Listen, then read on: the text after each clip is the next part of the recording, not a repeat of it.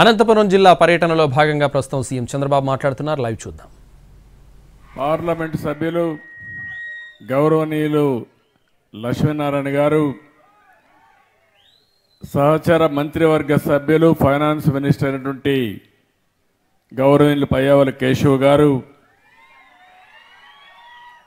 ఇప్పుడే నేను 2 ఇండ్లకు పోయి వచ్చాను. పాల్తూరు రుద్రమ్మ కొరబ కమ్యూనిటీ, ఆవిడికి 2 పిల్లలున్నారు కానీ పెద్దగా ఆదాయం లేదు. ఆ ఆడబిడ్డకి దగ్గర 4,000 రూపాయలు నెలకు ఈ ప్రభుత్వం పింఛనిస్తూ ఉంటే వాళ్ళ ఇంటికి వెళ్ళి నేరుగా నేనే ఈరోజు డిస్ట్రిబ్యూట్ చేశాను, పరామర్శించాను.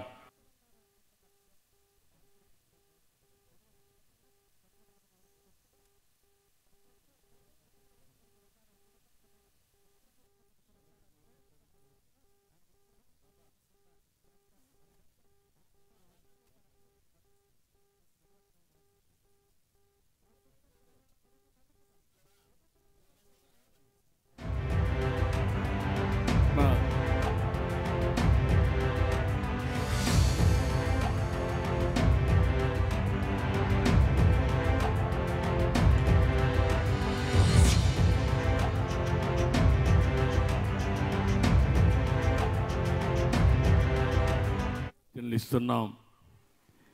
ఈరోజు ఇవన్నీ చూసినప్పుడు నేనేదైతే ప్రతిపక్ష నేతగా ఏప్రిల్ 11వ తారీఖు వచ్చాను, కొంతమంది తమ్ముళ్ళకి జ్ఞాపకం ఉంటుంది, కనేకల్కి వచ్చాను. ఆ రోజు 11 వచ్చాను, మళ్ళీ ఈరోజు వచ్చాను.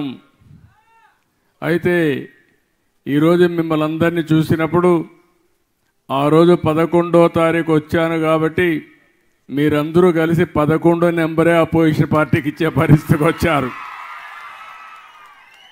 ఇవన్నీ శాశ్వతంగా గుర్తుండే గుర్తులు. ఆ రోజు నేను ఒక మాట చెప్పాను మీ అందరికీ, కూటమిని గెలిపించండి, మీ పొలాలకు నీళ్లు తీసుకొస్తానని నేను చెప్పాను. మన గ్రామాలకు మంచి రోడ్లు వస్తాయని కూడా హామీ ఇచ్చాను. మన బిడ్డలకు ఉద్యోగాలు వస్తాయని కూడా చెప్పాను. అదే మాదిరిగా భూ కబ్జాలు చేసే వాళ్ళ భరతం బట్టి మీ భూములకు రక్షణ ఇస్తానని చెప్పి కూడా చాలా స్పష్టంగా హామీ ఇచ్చాను. మళ్ళీ రాయలసీమ కాదు, రతనాల సీమగా చేసే బాధ్యత మాదని చాలా స్పష్టంగా హామీ ఇచ్చాను. ఆ ఉత్సాహమే ఈరోజు మీ అందరిలో బ్రహ్మాండమైన మెజారిటీ గెలిపించారు. 45 సంవత్సరాలుగా తెలుగుదేశం పార్టీ ఉంది. నేను కూడా రాజకీయాల్లో ఉన్నా, నేనేం కొత్త కాదు. కానీ ఎప్పుడూ లేనంత గెలుపు మీరు సాధించారంటే నిలబడిన ప్రతి ఒక్కరిని గెలిపించారు. 93% గెలిపించిన ఘనత, 57% ఓట్లేసి గెలిపించిన ఘనత మీకే దక్కిందని చెప్పి మరొక్కసారి మీ అందరికీ విజ్ఞప్తి చేస్తున్నా. అయితే ఒక ఆశయం కోసం, ఒక ఆలోచనతో మీరందరూ ఓట్లేశారు. అప్పటి వరకు దోపిడీ చేసిన ప్రభుత్వాన్ని ఇంటికి పంపించి మళ్ళీ మీ ఆశల్ని ఏ ప్రభుత్వం అయితే నెరవేరుస్తుందో ఆ ప్రభుత్వానికి పెత్తనం కట్టే పరిస్థితికి మీరు అందరూ వచ్చారు. నాకెప్పుడో అనంతపూర్ జిల్లా అంటే ఒక ప్రత్యేకమైన అభిమానం. అనంతపూర్ జిల్లాలో రాయదుర్గ్ అంటే ఇంకా ఎక్కువ అభిమానం ఉండే నియోజకవర్గం. దీనికి కారణం అనంతపూర్ జిల్లానే వెనుకబడిన జిల్లా, రాయదుర్గం అయితే ఇంకా బాగా వెనుకబడిపోయిన ప్రాంతం. ఇప్పుడే ఎమ్మెల్యే చెప్పాడు, దేశంలోనే ఇలాంటి ప్రదేశం ఉండదు. ఒక స్థాయిలో అయితే నేను ముఖ్యమంత్రి 14లో ఈ యొక్క రాయదుర్గ ప్రాంతంలో ఎడారిగా మారిపోతుందంటే, ఎడారిగా మారిపోకుండా ఉండడానికి ఏం చేయాలనో అలాంటి కార్యక్రమాలు చేపట్టాను. ఇప్పుడే చెప్పాడు, మళ్ళీ కొన్ని ప్రాంతాల్లో ఎడారి సూచనలు ఉన్నాయని చెప్పారు. నేను ఒకటే చెప్తున్నా, ఎడారి కానీయను, ఈ రాయదుర్గని అన్ని విధాలా ఆదుకొని మీ జీవితాల్లో వెలుగు తీసుకొచ్చే బాధ్యత మేము తీసుకుంటామని చెప్పి కూడా నేను మీకు తెలియజేస్తున్నా. అందుకని ఆ రోజే మొత్తం మీరు చూస్తే ఒక్క అంద్రి నీవా పైన 4,500 కోట్లు ఖర్చు పెట్టాం. రాయలసీమలో 12,500 కోట్ల రూపాయలు ఒక్క ఇరిగేషన్ కోసం ఖర్చు పెట్టాం. ఏదే జీడిపల్లి భైరవాని తెప్ప ఎత్తిపోతల పథకానికి 968 కోట్ల రూపాయలు మంజూరు చేసి 35% పనులు కూడా పూర్తి చేశాం. మళ్ళీ ఈ నియామకాలు సాక్షిగా చెప్తున్నా, దీన్ని పూర్తి చేసే బాధ్యత ఈ ప్రభుత్వం తీసుకుంటామని చెప్పి కూడా నేను మీకు తెలియజేస్తున్నాను. అదే సమయంలో ఇక్కడికి వచ్చినప్పుడు ఇప్పుడే నేను ఆంజనేయ స్వామిని కూడా చూశాను. ఏదైనా మనం ఒక మంచి కార్యక్రమాన్ని చేస్తే ముందు ఆంజనేయుని తలుచుకుని అక్కడి నుంచి పని ప్రారంభిస్తాం. నేను కూడా మీ ఊరి అభివృద్ధి కోసం, ఈ ప్రాంత అభివృద్ధి కోసం నాకు ఆ శక్తిని, ధైర్యాన్ని, తెలివితేటలు ఇమ్మని ఆంజనేయ స్వామిని ప్రార్థించి ఇక్కడికి వచ్చాను. నేను నా లెక్క ప్రకారం తిరుగు లేకుండా మనం ముందుకు పోయే పరిస్థితి వస్తుంది, దాంట్లో అనుమానం లేదు. నేను ఒకటే ఆలోచిస్తున్నాను, నేను ఎప్పుడూ పేదల పక్షానుండాలని చెప్పేది నా ఆలోచన. ఏ నిరుపేదలైతే ఉన్నారో, ఎవరైతే కష్టాల్లో ఉన్నారో వాళ్ళకి పూర్తిగా అండగా ఉండాలనే ఉద్దేశంతో ఈ ప్రభుత్వం పనిచేస్తున్నాం. నేను ఎన్నికల కంటే ముందు చెప్పాను, ఆ రోజు నేను మీకు ఇచ్చిన హామీ పింఛన్లు పెంచుతానని చెప్పాను. పింఛను కూడా ఏప్రిల్ నుంచి ఇస్తానని మీకు హామీ ఇచ్చాను. ఈరోజు మీరు చూస్తే 4,000 రూపాయలు, 3,000 రూపాయల నుంచి 4,000 రూపాయలు ఒకేసారి పెంచి ఏప్రిల్, మే, జూన్ 3 నెలలకు కూడా ఒకేసారి మీకు పింఛన్లు అందించాను. మీరు ఒకసారి గుర్తుపెట్టుకోవాలి, ఈ పింఛన్లు పెట్టింది నందమూరి తారక రామారావు గారు 35 రూపాయలతో 84, 85లో పెట్టారు. ఆ తర్వాత నేను వచ్చిన తర్వాత దాన్ని 70 రూపాయలు చేశాను. మళ్ళీ నేను ముఖ్యమంత్రి అయిన తర్వాత 2014-15లో 200 నుంచి 2,000 రూపాయలు పెంచింది తెలుగుదేశం ప్రభుత్వం నేను ముఖ్యమంత్రిగా ఉన్నప్పుడు. ఇప్పుడు మళ్ళీ 3,000 నుంచి 4,000 చేశాను. 64 లక్షల మందికి ఇస్తున్నాం. 5 నెలల్లో మీరు చూస్తే 18,000 కోట్ల రూపాయలు ఈ విధంగా పేదవాళ్ళకి ఇచ్చామంటే నాకు అనిపిస్తుంది నా జీవితం ధన్యమైందని చెప్పి కూడా నేను మీకు తెలియజేస్తున్నా. పేదవాళ్ళకు న్యాయం చేశాను కాబట్టి 64 లక్షల మందికి 2,709 కోట్ల రూపాయలు నెలకిస్తున్నాం. ఇది చూస్తే 33,099 కోట్ల రూపాయలు సంవత్సరానికి ఒక్క పింఛన్ల మీద ఖర్చు పెట్టే ఏకైక ప్రభుత్వం భారతదేశంలో ఎన్డీఏ ప్రభుత్వం, రాష్ట్ర ప్రభుత్వం అని చెప్పి కూడా నేను మీకు తెలియజేస్తున్నా. ఇంకో పక్కన మీరు చూస్తే ఓసారి ఇక్కడ మీరున్నారు, పక్కన కర్ణాటకకి వెళ్తారు. మళ్ళీ ఒక నెల మీరు పింఛన్ తీసుకోకపోతే ఆ పింఛన్ క్యాన్సిల్ అయిపోతుంది.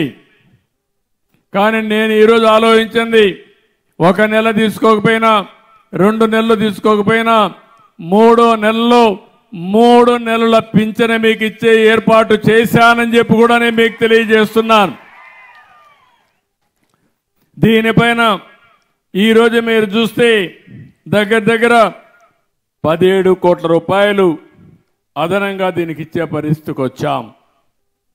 ఇంకో పక్క 21,788 మంది మామూలుగా ఈ ప్రభుత్వం లేకపోతే నష్టపోయేవారు, వారందరికీ నెలకిస్తాం, రాబోయే రోజుల్లో కూడా ఇస్తాం. ఎవరైనా సరే మగవాళ్ళు చనిపోతే ఆ ఇల్లు అనాథ కాకూడదని భార్యకు ఇమ్మీడియట్గా పింఛనిచ్చే ఏర్పాటు చేశాను. ఆటోమేటిక్గా మీకు వస్తుందని చెప్పి కూడా నేను మీకు తెలియజేస్తున్నాను. ఈరోజు అనంతపురం జిల్లాలో 2,84,069 మందికి పింఛన్లు వస్తున్నాయి. బొమ్మన్హల్లో 6,449 మందికి 2,82,00,000 ఇస్తున్నాం. నెమకల్గమలో 306 మందికి 13,85,000 నెలకు పింఛన్లు ఇచ్చే పరిస్థితి తీసుకొచ్చాం. ఇలాంటి కార్యక్రమాలు చేసి ఎక్కడికక్కడ మీరు ఒక్కసారి చూస్తే ఎక్కడా దేశంలో మరిగి ఇవ్వడం లేదు. దగ్గర దగ్గర 4,000, 6,000, 10,000, 15,000 రూపాయలు వాళ్ళకుండే సమస్యను బట్టి పేదవాళ్లకు సహాయం చేసే ప్రభుత్వం ఈ ఎన్డీఏ ప్రభుత్వం అని చెప్పి కూడా నేను మీకు తెలియజేస్తున్నా. మీరు ఇక్కడ ఉన్నారు, పక్క రాష్ట్రం కొద్దిగా బార్డర్కి వెళ్తే కర్ణాటక వస్తుంది. మీరందరూ కూడా కన్నడలోనే మాట్లాడుతున్నారు. ఈరోజు మీరు ఒక్కసారి చూసినప్పుడు కర్ణాటకలో 1,200 ఇస్తారు. నేను ఇచ్చేది 4,000 రూపాయలు ప్రారంభమే. పక్కన బార్డర్ దాటితే 1,200. మీకు ఈ వ్యత్యాసం కనపడతా ఉందా లేదా అని మిమ్మల్ని అడుగుతున్నా. ఈరోజు కేరళలో 1,600, ఒరిస్సాలో 700, తెలంగాణలో 2,016, మధ్యప్రదేశ్, ఉత్తరప్రదేశ్లో, వెస్ట్ బెంగాల్లో 1,000 రూపాయలే. అంటే పేదల పట్ల ఏ విధంగా ఆలోచిస్తున్నాం? 64 లక్షల కుటుంబాలని మీరు ఉద్యోగంలో ఉంటే ఏ విధంగా జీతం వస్తుందో మొదల తారీఖున మీ ఇంటికి వచ్చి మళ్ళా మీకు ఆ పింఛన్ ఇచ్చిన తర్వాత నేను రాబోయే రోజుల్లో మళ్ళా మీకు ఫోన్ చేస్తా. ఎవరైనా కానీ ఎక్కడైనా ఆలసత్వం వహిస్తే వాళ్ళపైన చర్య తీసుకోవాలని ఆలోచన చెప్తున్నాను. నేను ఒక పవిత్రమైన భావంతో, పవిత్రమైన ఉద్దేశంతో మీకు పింఛన్ ఇచ్చినప్పుడు దాన్ని సక్రమంగా మీకు అందజేసి మీకు న్యాయం చేసే బాధ్యత ఈ అధికార యంత్రాంగానికి అప్పచెప్పానని చెప్పి కూడా నేను మీకు తెలియజేస్తున్నా. ఒక్క పైసా అవినీతి ఉండదు. ఎక్కడో సచివాలయంలో కూర్చోవడం కాదు, రచ్చబండ మీద కూర్చోవడం కాదు. నేరుగా మీ ఇంటికి రావాలి, మిమ్మల్ని ఆప్యాయంగా పలకరించాలి, మీకు ఇవ్వాల్సిన డబ్బులు మీకు ఇచ్చి, నేను అందుకే ఒక కార్యక్రమం పెట్టాను, పేదల సేవలో అన్నాను. అంటే ఉద్దేశం ఏంటంటే ప్రతి నెల మొదల తారీఖున ప్రతి ఒక్కరూ ఆలోచించాల్సింది ఈ పేదవాళ్ళ గురించి ఆలోచించాలి. వాళ్ళు ఆలోచించడం అంటే వారి ఇంటికి వచ్చి వారి కష్టాలు చూస్తే వాడు పడే కష్టాలు మనకు అర్థమవుతాయి. దానివల్ల ఇంకా బాగా చేసే అవకాశం వస్తుందని చెప్పి కూడా నేను మీకు తెలియజేస్తున్నా. అందుకని ఇలాంటి పవిత్రమైన కార్యక్రమానికి శ్రీకారం చుట్టాం. ఈరోజు నేను ఒకటే మీ అందరికీ విజ్ఞప్తి చేస్తున్నాను. నేను కష్టపడేది మీకోసం. నేను ఎన్నికల కంటే ముందు ఒక మాట చెప్పాను, పేదవాళ్లకు న్యాయం చేస్తాను, కష్టపడి సంపాదిస్తాం. కష్టపడి సంపాదన చేయాలంటే అభివృద్ధి జరగాలి, సంపద సృష్టించాలి. దానివల్ల ఆదాయం పెరుగుతుంది. పెరిగిన ఆదాయాన్ని మళ్ళీ ఈ పేదవాళ్ళకు ఖర్చు పెట్టడానికి నేను నిరంతరం శ్రద్ధగా ఉంటాను, నిరంతరం శ్రమిస్తానని చెప్పి మరొక్కసారి మీ అందరికీ హామీ ఇస్తున్నా. ఇది ప్రారంభం మాత్రం. ఇలాంటి కార్యక్రమాలు ఇంకా ఎక్కువ చేయాల్సిన అవసరం ఉంది. మనస్సుంది కానీ సమస్యలు కూడా బోలెడన్ని సమస్యలు ఉన్నాయి. నేను 4వసారి ముఖ్యమంత్రిని. సమైక్య ఆంధ్రప్రదేశ్లోనే ఎవరూ లేనంత కాలం నన్ను ముఖ్యమంత్రిగా పెట్టిన ఘనత మీదే. అప్పటి నుంచి మీరు చూస్తున్నారు, ఏదైనా అభివృద్ధి జరిగిందంటే దానికి చిరునామా తెలుగుదేశం ప్రభుత్వం. దాన్ని ప్రారంభించిన నాయకుడు నందమూరి తారక రామారావు గారని చెప్పి కూడా నేను మీకు తెలియజేస్తున్నా. ఈరోజు ప్రభుత్వంలో అన్ని వ్యవస్థలు నిర్వీర్యమైపోయినాయి. విధ్వంస పాలన అయ్యే పరిస్థితి వచ్చింది. తవ్విన కొద్దీ తప్పులున్నాయి. ఎక్కడ చూసినా అప్పులైపోయినాయి. వాళ్ళు చేసిన పాపాలన్నీ బయటపడుతున్నాయి. 10 లక్షల కోట్ల రూపాయలు అప్పు చేశారు. మన ఊర్లో కూడా ఎవరైనా సరే తల్లిదండ్రులు కొంత ఆస్తి ఇస్తే ఆ ఆస్తిని కాపాడకుండా ఊరూరు తిరిగి అప్పులు చేసి ఎక్కడికక్కడ తాగడానికి తిరగడానికి ఖర్చు పెట్టేస్తే ఆ కుటుంబం ఎట్లయితే నష్టపోతుందో అదేవిధంగా ఈరోజు రాష్ట్రం కూడా ఉంది. ఇష్టానుసారంగా అప్పులు చేశారు. ఎన్ని పాపాలు చేయాలన్నీ చేశారు. ఎక్కడికక్కడ అవినీతి కార్యక్రమాలు చేశారు. కడాన రాష్ట్రం అయితే దివాలా తీసి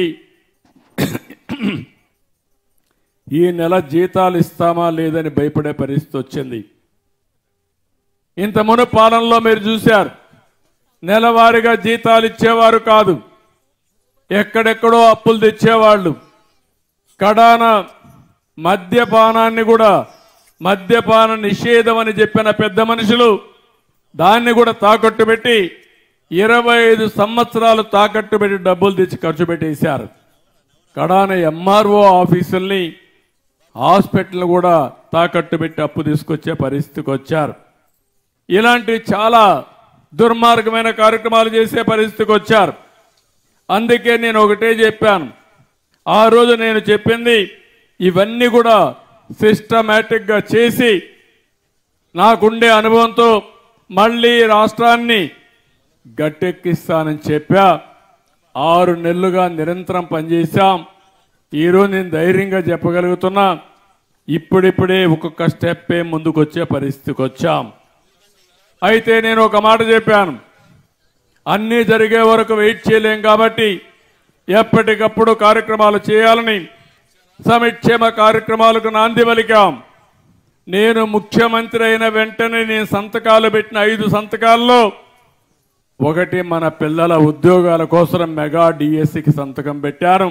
తొందరలోనే పిల్లలందరికీ ఉద్యోగాలు ఇప్పించే బాధ్యత తీసుకుంటాను. అది అయిన తర్వాత ఏదైతే పేదల సేవలో పింఛన్ల మీద సంతకం పెట్టాను. ఇంకో పక్కన చూస్తే అన్నా క్యాంటీన్లు, కడాన పేదవాడికి 5 రూపాయలకు తిండి, ఉదయం కానీ మధ్యాహ్నం కానీ సాయంత్రం కానీ ఎవరైతే ఇంట్లో వస్తలేదో ఎక్కడన్నా బయట పోయి ఉద్యోగం చేస్తా ఉండి కూలి పని చేసుకుంటే నేరుగా అన్నా క్యాంటీన్కి పోతే 5 రూపాయలకే భోజనం పెట్టే కార్యక్రమానికి శ్రీకారం చుట్టాం. ప్రతి నియోజకవర్గానికి ఒక అన్నా క్యాంటీన్ ఉంటుంది. దానివల్ల పేదవాళ్ళకి ఎంతో వెసులుబాటు వస్తుంది. ఇప్పటికే 198 క్యాంటీన్లు ఓపెన్ చేశాం. 1,20,00,000 మందికి నిరుపేదలకు భోజనం పెట్టాం. అన్నం కావాలనేవాడు బాధపడకుండా వాళ్ళ కడుపు నిండా తిండి పెట్టడమే ఈ ప్రభుత్వం యొక్క లక్ష్యం అని చెప్పి కూడా నేను మీకు తెలియజేస్తున్నా. నేను సూపర్ 6 అని మాట్లాడాను. ఎన్నికల మేనిఫెస్టోలో చెప్పాం. నేను ఆ రోజు చెప్పిన ప్రతి ఒక్కదానికి ఎప్పటికప్పుడు నేను నెమరేసుకుంటూ మీ కార్యక్రమాలు చేయడానికి ముందుకు పోతున్నాను.